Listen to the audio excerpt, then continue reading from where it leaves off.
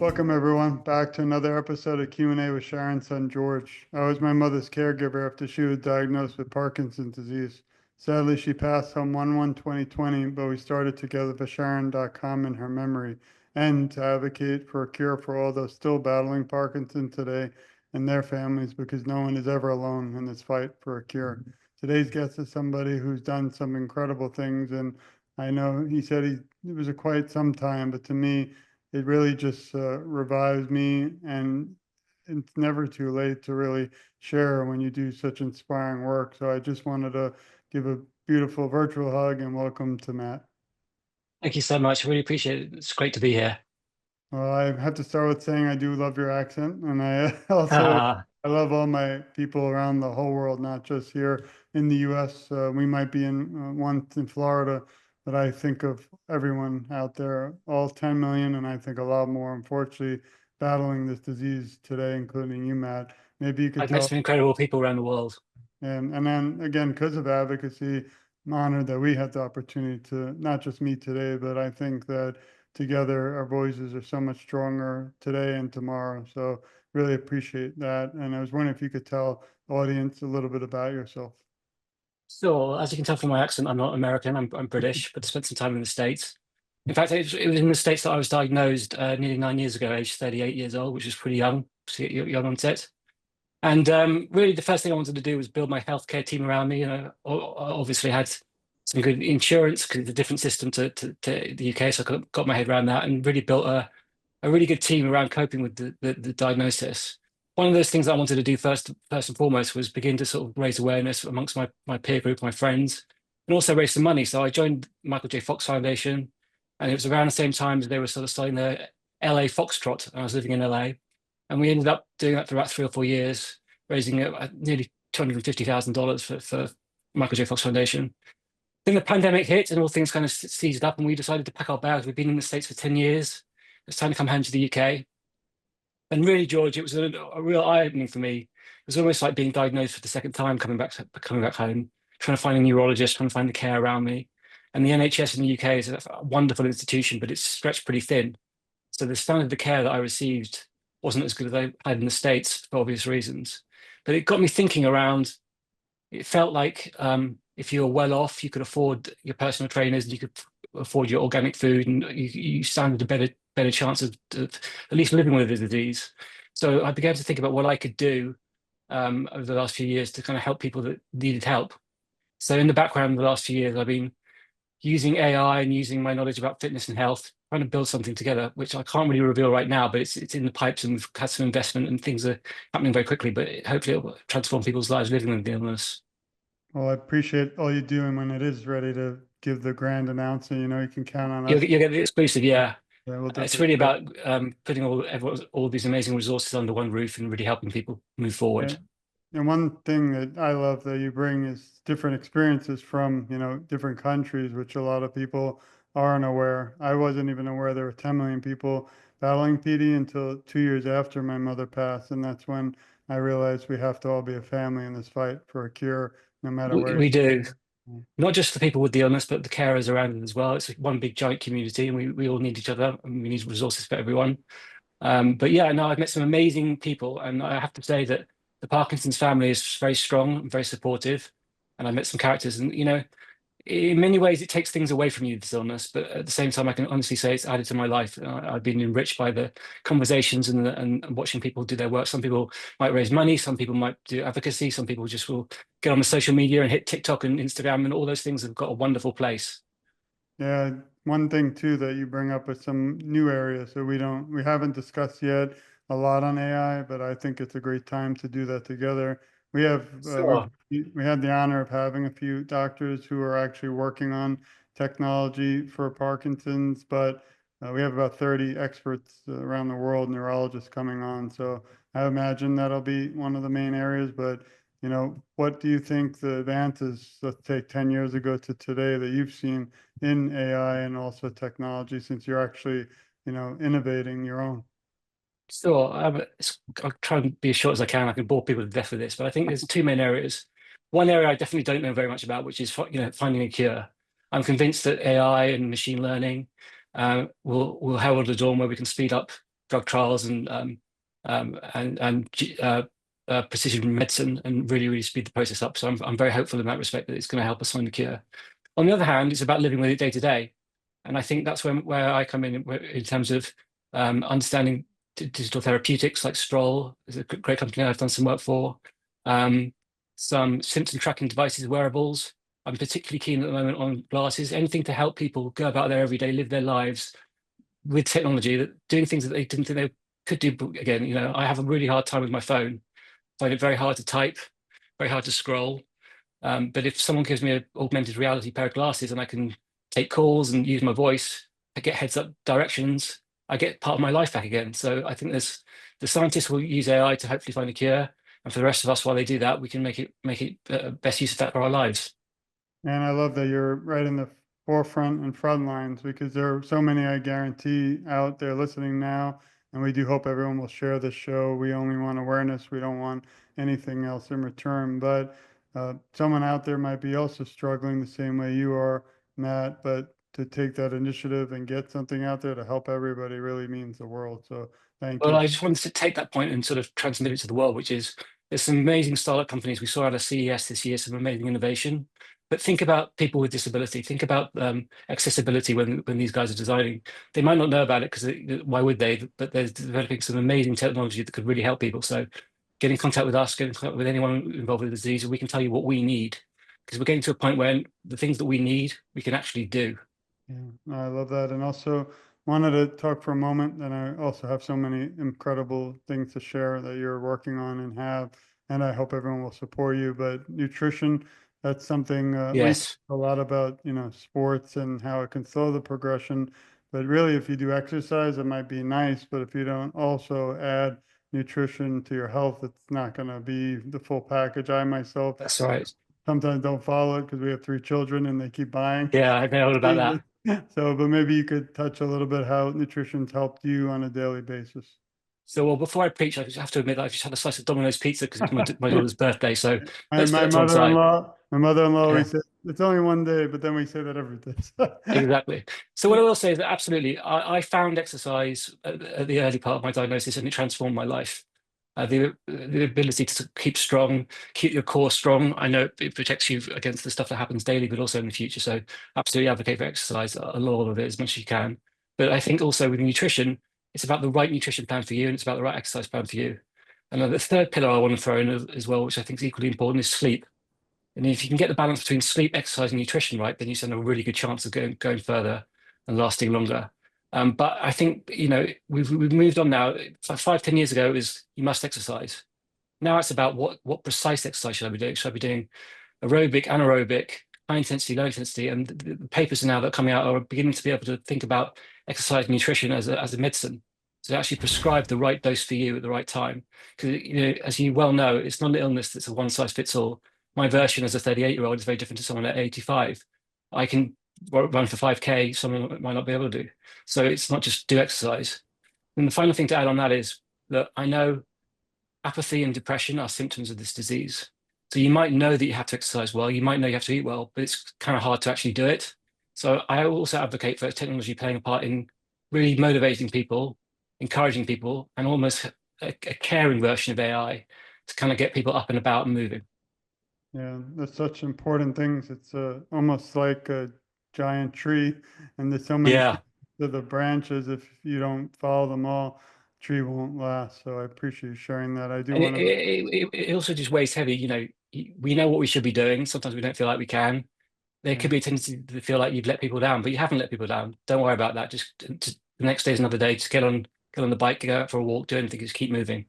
This disease tries to slow you down. The way you'll defeat it is to keep moving.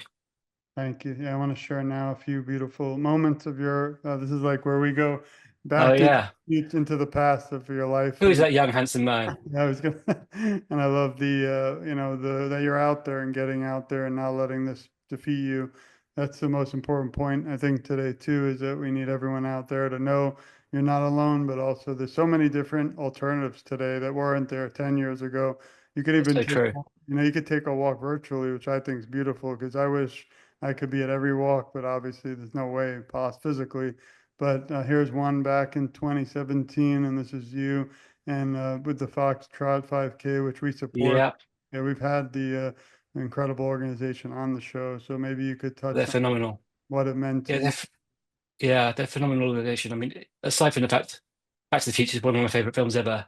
I've always looked up to Michael J. Fox, and when I got diagnosed, the first thing I wanted to do was to reach out to the charity and help them in any way I could. They are phenomenal in fundraising, but they are leading the charge in helping us find a cure. I had the pleasure of visiting them in New York when I went there on business, and they're such a lovely bunch of people. So I was honored to be able to help them, and we did it with. I ran two foxtrots, my wife ran one. Um, but I think what they allow you to do is, I mean, I lost my mum when I was young to cancer, and the Or way she fought her illness was a model to me, and that's what I want to model for my kids: is how you face adversity, and the things like the Foxtrot runs, and they're so inclusive. Sorry, they really understand that it's not just one person's fight; it's the whole family's together. yeah, we will be at the IQ and U event in March in Orlando, and also hopefully, Oh, great! yeah, the Unity Walk in New York City in April, I hope, depending on my own health issues. But is there anything you can tell everyone listening that you do to prepare to go on even a walk or a run, or is there anything different, or you just kind of, Yeah, not well, so much. I should have asked to plan ahead and wanted to see the trophy, but I guess we didn't, we didn't. Uh, it's in a box somewhere. I had a couple of trophies actually.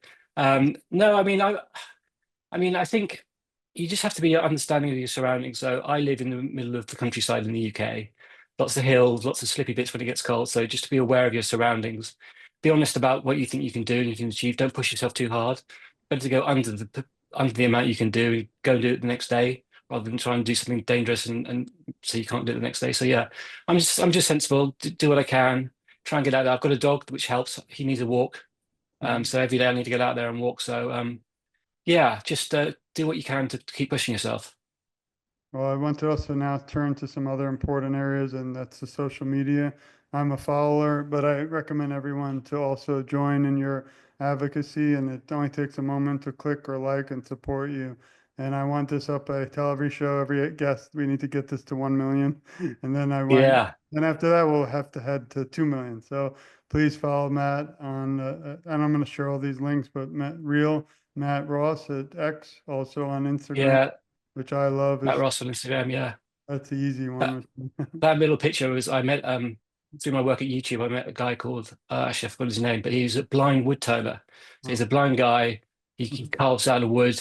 I had the pleasure of meeting him, and as I said in the caption, a blind wood turner teaching a guy with Parkinson's how to carve wood. What could possibly go wrong? Oh. Yeah, and I did a little. I think that's my 8 year anniversary of the diagnosis.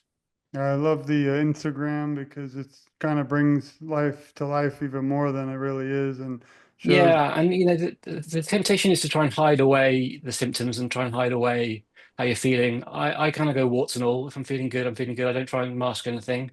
Just basically to say to people, it's not a death sentence. There's a life to be had out there.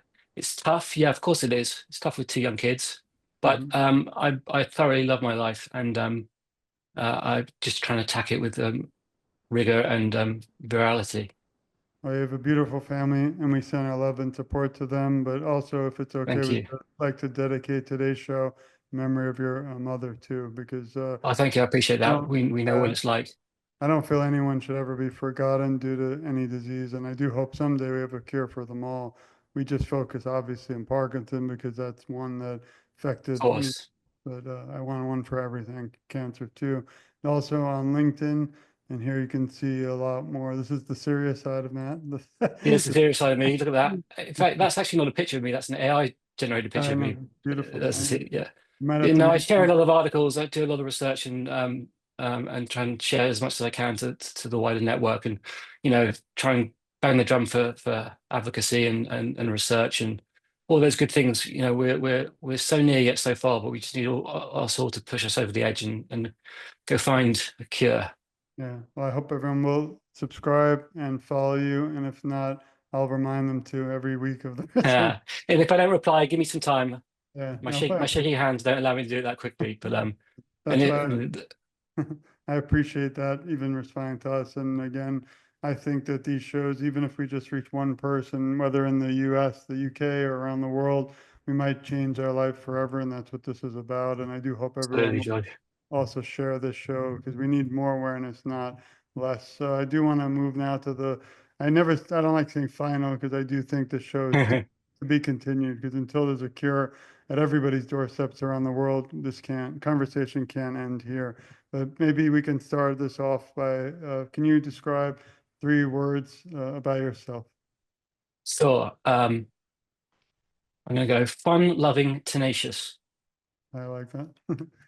What is your goal for advocacy, around the world? I know this is helping right now, but do you have a specific goal or something in mind on how to reach more people throughout the Yeah, country? Where?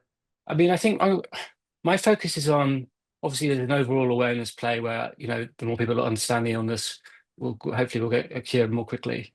But I'll join the group in that respect. Where I want to lead the drum and beat the rhythm is technology. What can we do to help people?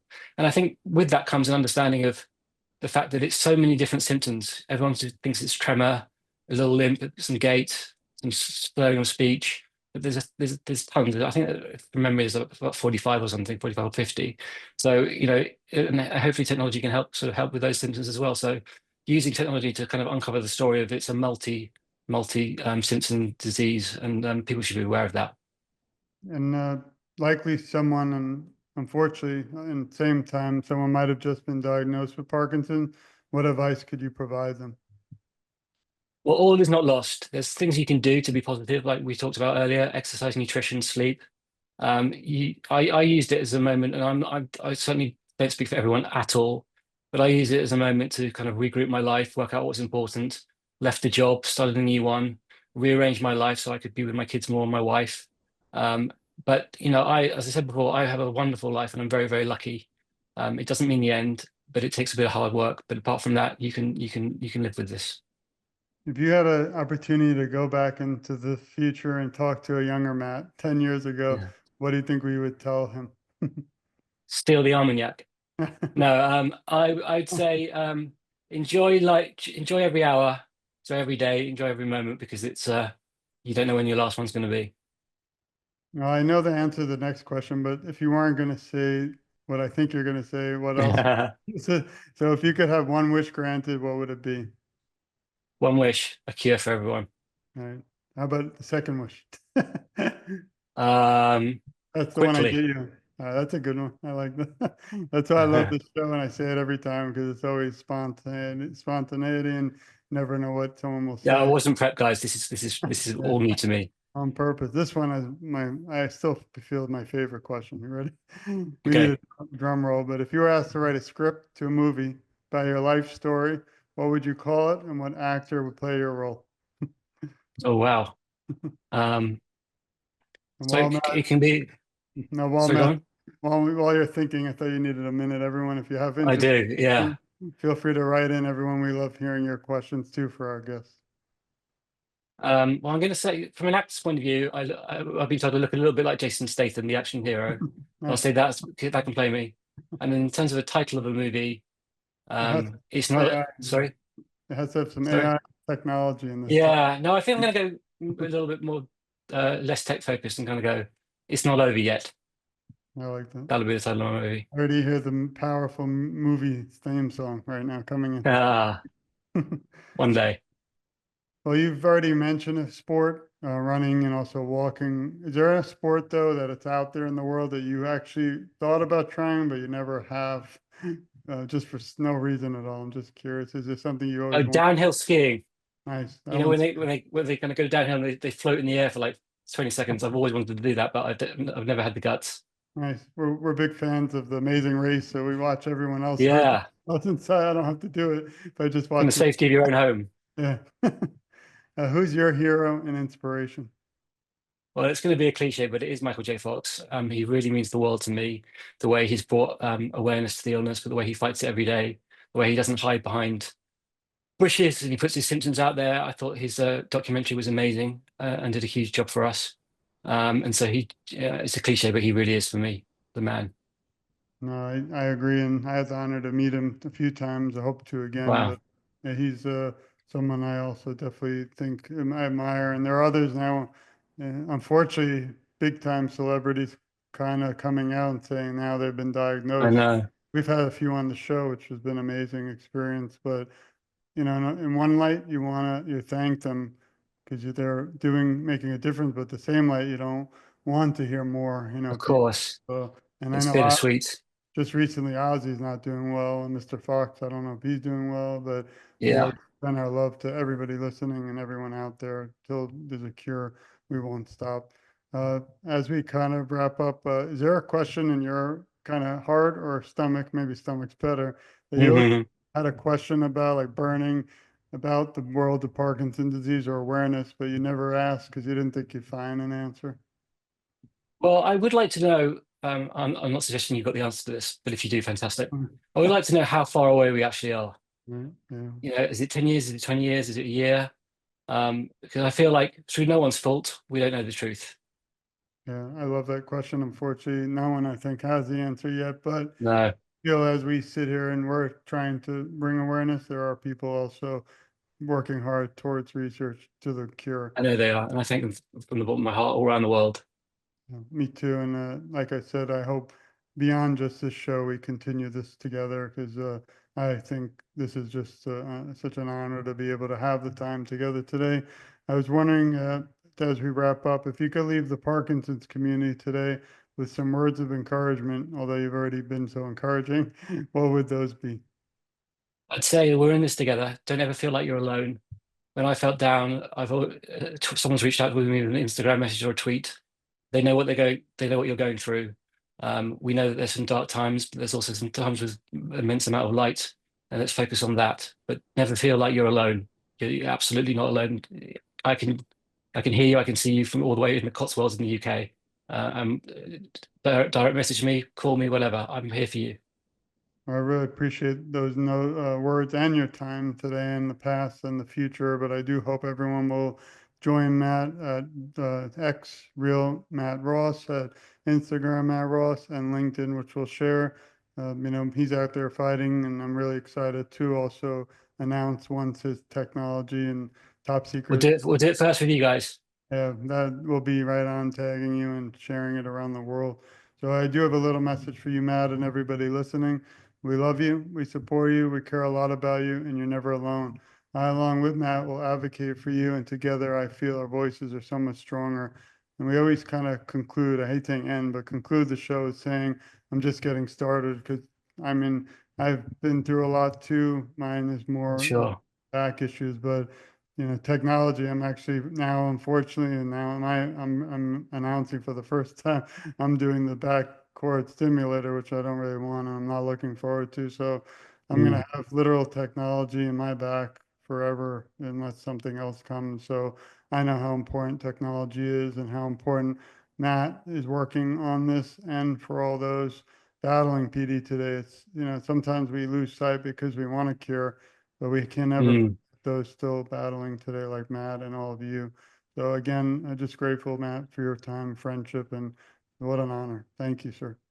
Absolutely soon for me, and good luck with everything for your health as well. Thinking of Thank you. Means a lot, and thank you, and thanks everyone also for listening. This has been another episode of Q&A with Sharon's son George. Please stay tuned. We have so much more to come, and as you know, till the cure is at everybody's doorsteps around the world, Matt and I won't stop. So we send our love and thanks, everyone.